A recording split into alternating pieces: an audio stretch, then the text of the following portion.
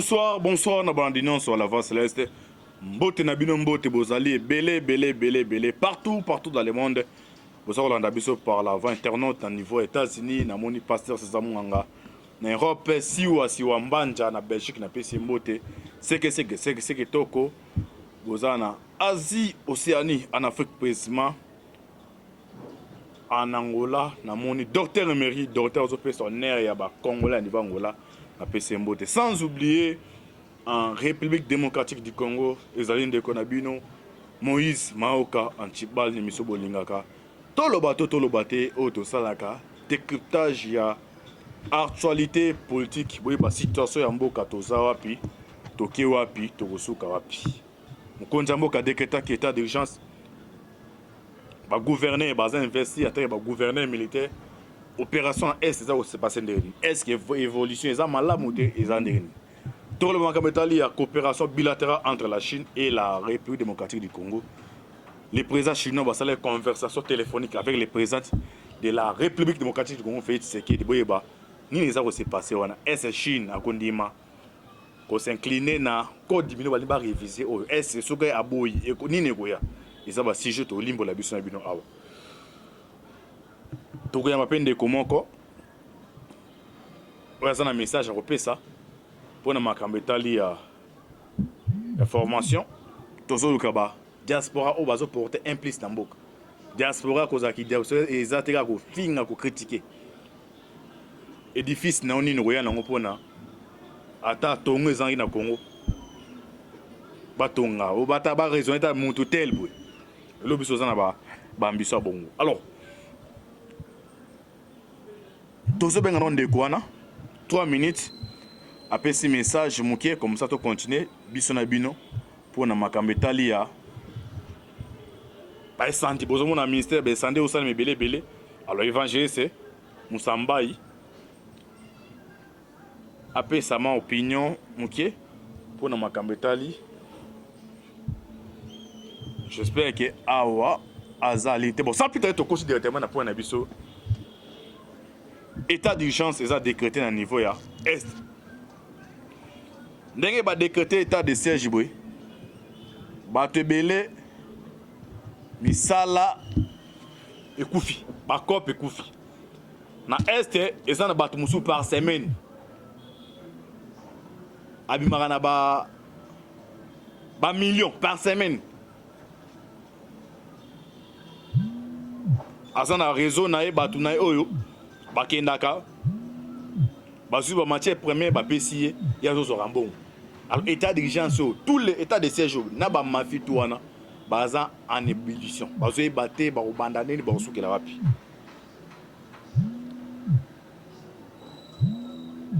Le chef de l'état Masala qui appelle téléphonique na président chinois.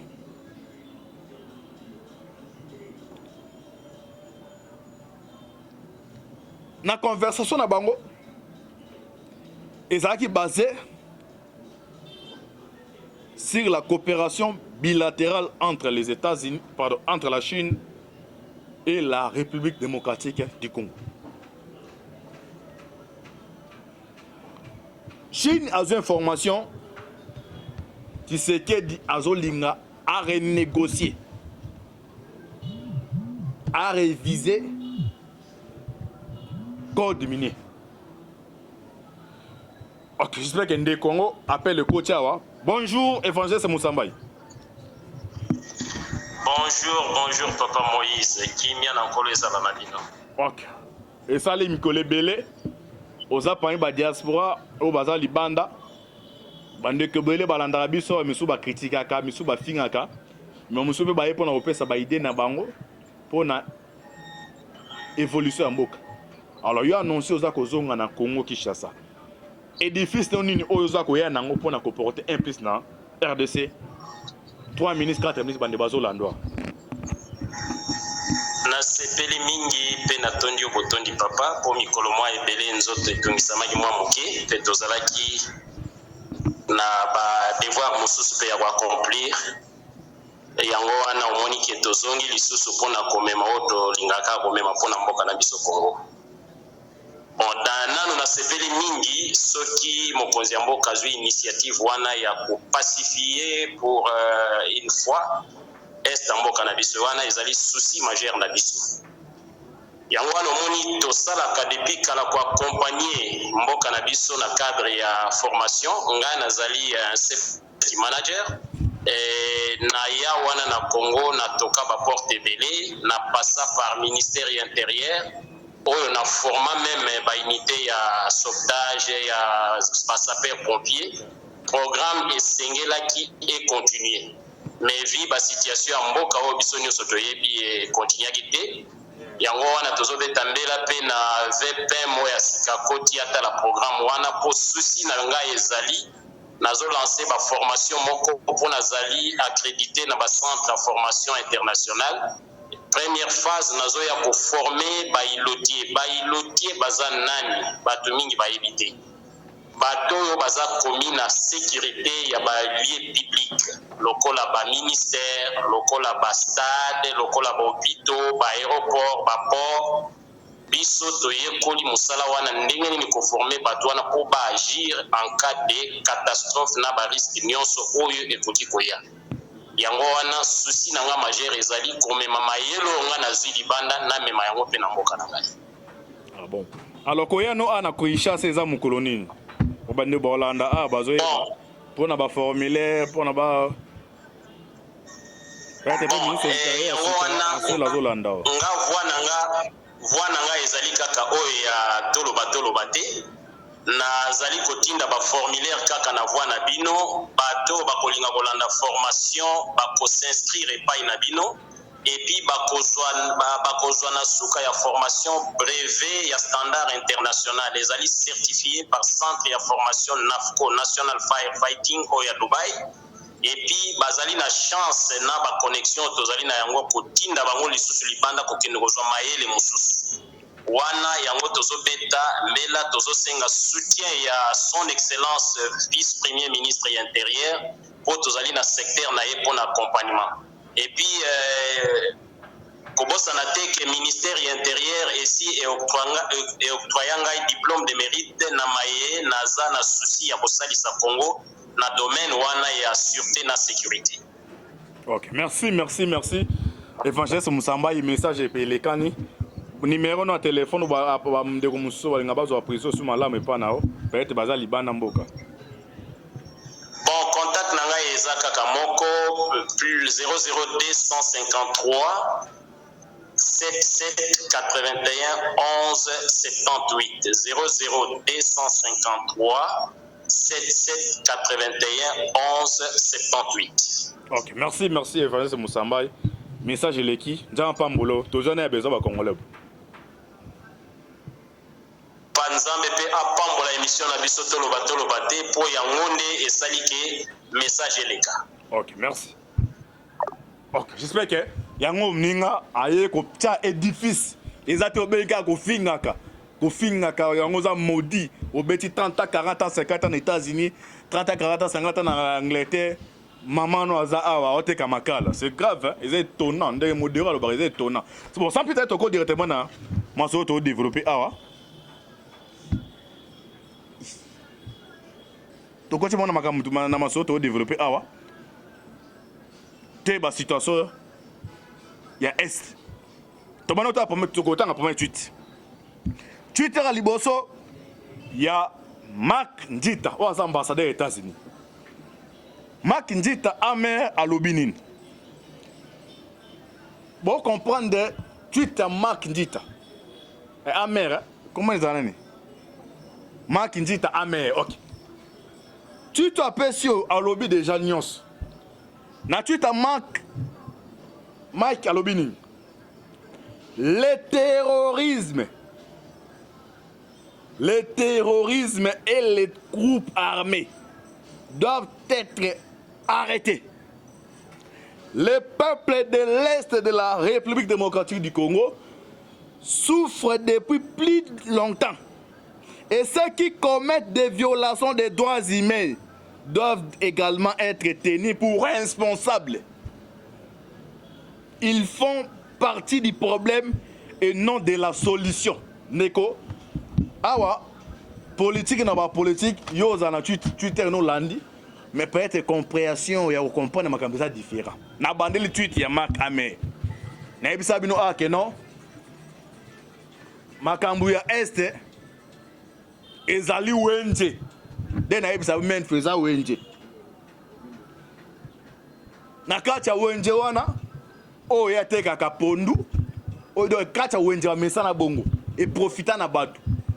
Il y a des gens qui s'enrichissent na guerre ya est wana. Mais les loyaux se décider que non, guerre ça nini esil. Alors, ce qu'on a dit tweet il y a Amer le biboui. Les terroristes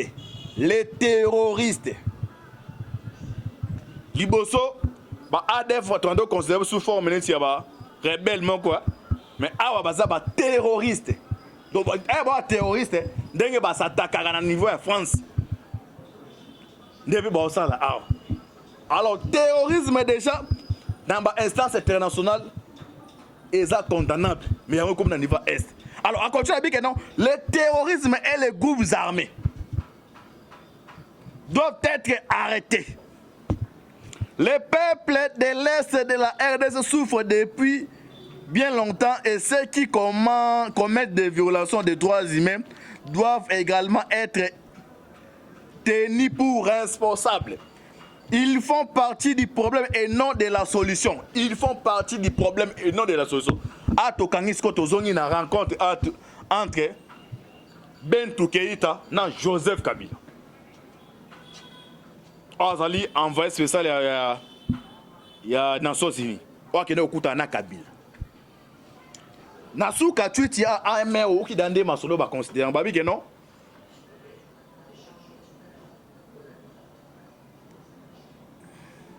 Ceux qui commettent des violations des droits humains doivent également être tenus pour responsables. Ils font partie du problème et non de la solution. Balobi na message na émissaire à Nations Unies wana. Paya kena ki akute na Joseph Kabila. Alobi au dirigeant Congo pendant plus de 18 ans, trop appelé expérience mon que pas na yo. Kabila bi que non, pour la guerre à SSI ya liboso d'abord faut mon ça ni akendi. Alors comment c'est fait que Mouton fait partie?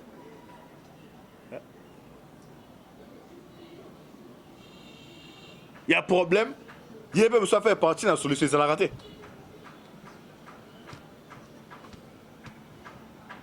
Donc, les mêmes jours, tu dis, il y a souhait. On appelle ça un rapport que non, Kabila a plus de 180 quelques groupes armés. Dans le niveau à Est. Nous avons une guerre à Est et banal tant que Kabila. Et banal tant que Mobutu. Mais on m'attendait la température, tension. Natanga Mobutu, n'engagez rien tant que Kabila. Kabila amplifie en haut sous ma casse pour l'intérêt personnel, l'intérêt et mon pouvoir. Pour nous, selon le conseil, ça qui est pour nous là, le plus longtemps au pouvoir, il faut instabilité dans le niveau est. Il y a un profiter qui a créé un groupe rebelle, on peut baser dans le contrôle. Dans le groupe rebelle, on peut contrôler le groupe rebelle, ça général baser dans le cas il y a armée na biso. Mon rapport tout est tangama qui a batangé baon. Alors, il a souhaité le lobini. Il a oui. L'état de siège dans l'est de la RDC met en péril. Bon, mon qui est décrété état de siège, bah te belé, bah qui panique, bah comment il a panique. Dès qu'il décrété état de siège. Oh, mais bien bah ça là bah marche que non, bah tu vas couper na c'est mais panique en ligne. Panique on a yango oh il a souvent le belé. Alors bini nabi, l'état de siège dans l'est de la RDC met en péril un large éventail de droits humains.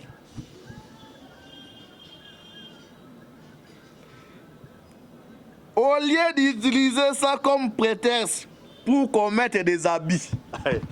Au moins, donc la guerre à Est bandiko. Et ça la battu Moussoussou. Aide humanitaire.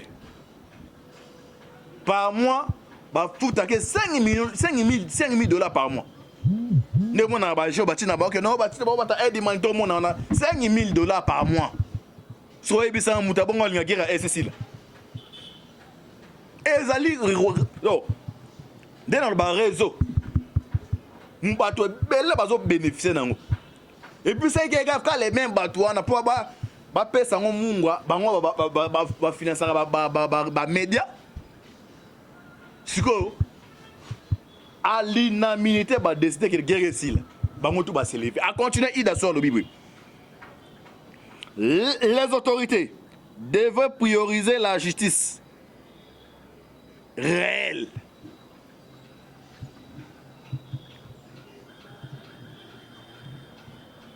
Pour comprendre que makambo comme na niveau ya guerre ya est.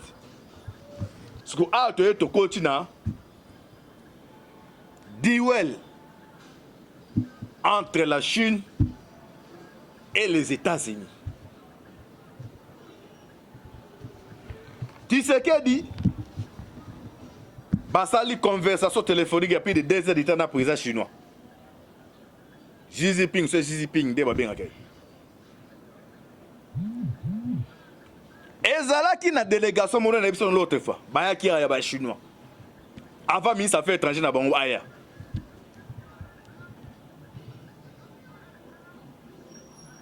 Baya qui d'abord avec la caméra dans directeur cabinet. Ba solliciter audience et pas chef de l'État. Chef de l'État en bas qui bango.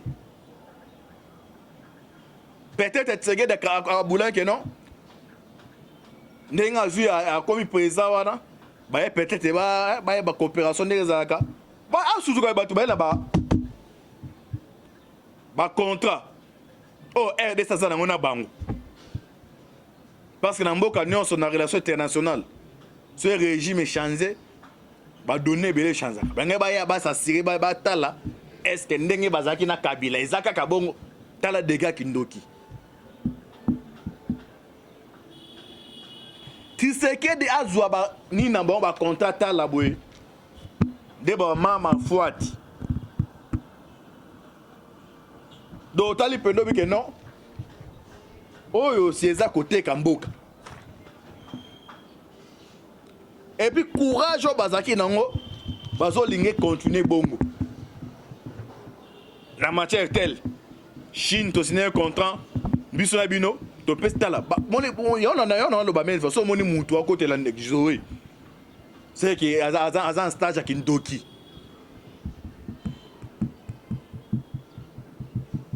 so moni mutu à côté à Zoé c'est azan stagiaire à Ndoki stagiaire pendant 100 ans azan stage pour voir coller comme ali si fait parce que gens là ba bomi mboka oyo alors yo na minute au kaka mira tenine oyo ya sali oyo zo komi au côté là bato bakufa na so balamuki bata libino ba conseiller banane donc il y a des contrats bandeko oyo Chine c'est na RDC o ba pesa msu 6 milliards ba pesa bazo a Kabila zo contrat ba msu contrat za 10 à 15 ans mais mbongo wana basa ba kabola ngo ta pena on njela o eza prévu ya bandani tili boy mbonge mbalasi bino to pesa mbongo à contrepartie biso za maintien na bino pendant autant d'années yango autant de signature Joseph Kabila so ne ba yebo ko présenter ba document wana so c'est en sco diplomatie personne yi boboy ko ça la diplomatie ko négocier ba ça va na monde c'est comme si bino de kelabiso na maele to pesa mbongo na biso muta signer mututel Kabila mais comme ça va ba kei aza grande puissance OK ta fan d'abord tika bo monde là OK quand toujours na niveau ya est alors qui par exemple Rwanda non peso ba arme par exemple autant au financer rebellement autant mais zone niska ba récupérer wana ko battre bandobima soit compter bandobima yo bandolongola 100% au long 20% donc 80% tindeli biso. Sur le plan d'abord diplomatique, biso moto sécurisé. Ko banga ba américain te, toza grande puissance. Et ça les barabongo. Pas mona arme comme autant na Chine zo ka na guerre est. So ezaki 480 comme 300. Et bando tout na me guerre so makasi vendeni. Bon, balasi non, bani na ba mu content. Ya bando muso ya ba ay ba no ba kabela baza ba fo kanga bango, e baza na raison. Et voilà ça no bon. So lingi biso mo logo na. Biso mto sali yango. Comme baza grande puissance atoke na ONU, ba condamner bango te. États-Unis combien de guerre assassine en Afrique, ba France wana. Et moi d'ailleurs dans le Conseil de sécurité nous condamnons la France. Ce ba connaît ça en français. Mais moi on n'a pas fait ça ba embargo jamais baza ba boy kande ba tamakasi. Oh ça c'est passé sur yango wana. Délégation baye Tshisekedi. Aba zonga ba oyasi. Deuxième délégation bayaka bakenda bakutana Kabila kirakati. Pona ko yebisa bango. Pango na coalition za kinani. Kendeni ni coalition yo. Yozo en contrôle ya Sénat ya ba assemblée provinciale na gouvernement. Mais tala monto yo a remplacer azo compliquer makambo. Ezandeni ba Kabila kuna bozela. Boluka moyen boluka yo. Tino mona sa ba blotu ya ba katakata na plan na bango yango. Si la Chine a compris que non, les seuls interlocuteurs valables, on va coopérer les toujours Tshisekedi. Ndé aba ko tina ministre affaires étrangères wa yaki aw. Tolo baté. Ministre affaires étrangères même chose. Il faut pas respecter contrat au régime à Kabila basina kana ba RDC basina na bango ba chinois. Mais ce que tu sais que dans la zone batte à ta wabizo bango. Mbongo wana tu basaki na ngoni. Ils ont bino boluka développement ya mboka ba continue ngomo we mutu na makolote. Réponse est toujours favorable té.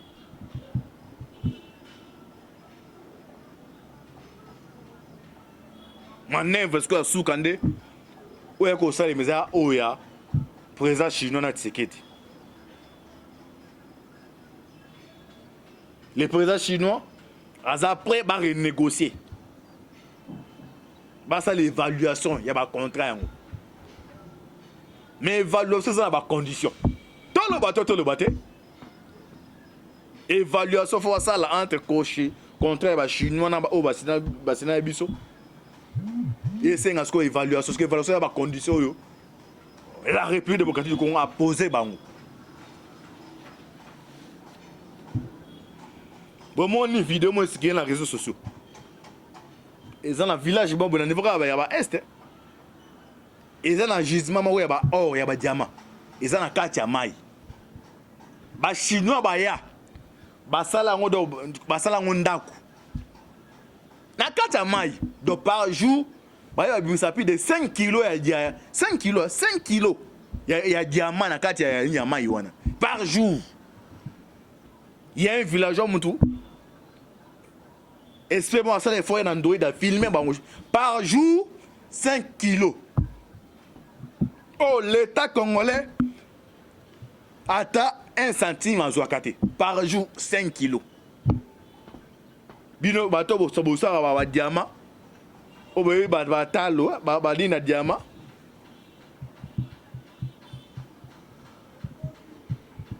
Bon, tout n'a pas 5 kilos par jour.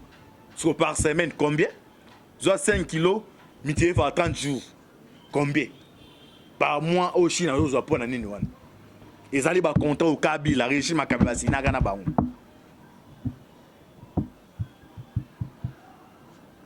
Dans la carte,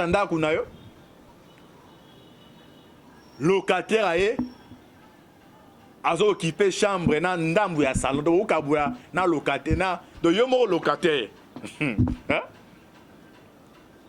Dans un des chambres au Kaboli, chambre sous locataire. Est-ce que c'est normal? Est-ce que c'est normal? Alors, il faut renégocier contre la Chine et la République démocratique du Congo. nayebi te na boke bende asinaki minute boyeba sikoyo bacondition nini oyo RDC apesi na bacondition nakoloba eza bacondition ya RDC na bacondition ya partenaire privilégié ya RDC bato bakomprendre esika tokokendela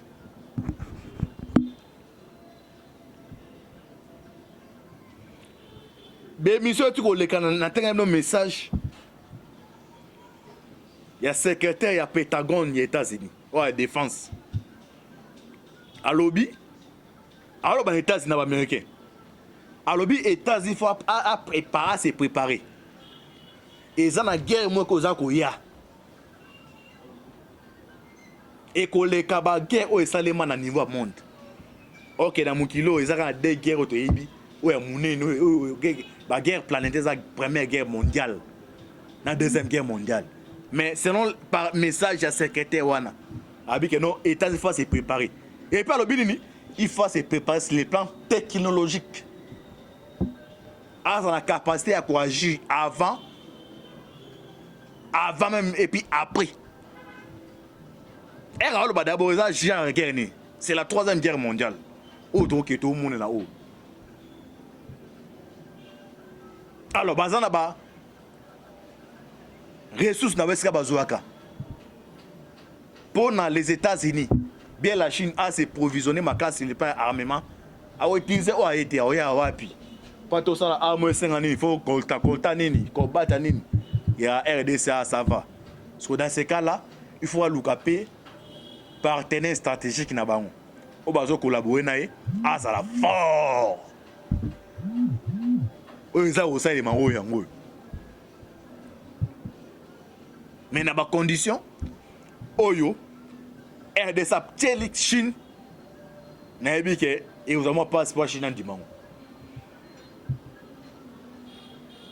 bozalaka branche na l'avance na toloba tutoloba te antibala ozonga su awa mpona koyebisa bino bacondition yango ezali nini mais na kosenga na bacongolais nalobaka maide fois eloko ezosangisa biso eleki mosika oyo eza kokabola eloko ezosangisa ezali Congo eloko ezokabola ezali bapartenance na biso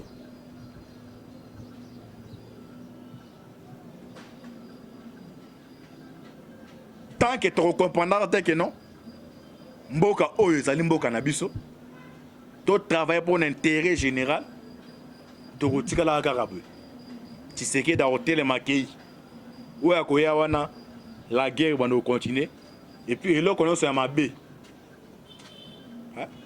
même mulangi ya koka soki otiango na congélateur ebe na frigo eko ezwi glace makasi obimisa yango libanda te otiango kuna na kati ya congélateur osala nini epasuka nde guerre wana ese ezaleli yo ozoprofite ozosepela wana ke non ezalaka mpasi otire baintérêt na yo eyebaka un jour baoya impose bino eloko oyo bino tout bokoperdre oyo ezala c'est trop tard temps yango oyo temps eza nono monene bose ressaisir oyo aza na mato ya koyoka ayoka oyo mpe aza na esprit diabolique oyebake non détermination oyo eza ya bakongomani tokozonga awa deuxième épisode mpo tolimbola bino le dessous de 4 oyeba les conditions oyo la République démocratique du Congo atie mpona Chine ekosuka ndenge nini. Merci à ndeko John Moboke Bende oyo c'est ma caméra. Merci équipe à la voix céleste de toba toujours lola eza kofuta sima tokoloba njamba botokozoya wapi. C'était votre humble serviteur Moïse Kanchiba. On a repris la décryptage ya masolo ya politique. Bo s'abonner, nzamba pambola bino, affaire à suivre. Ciao.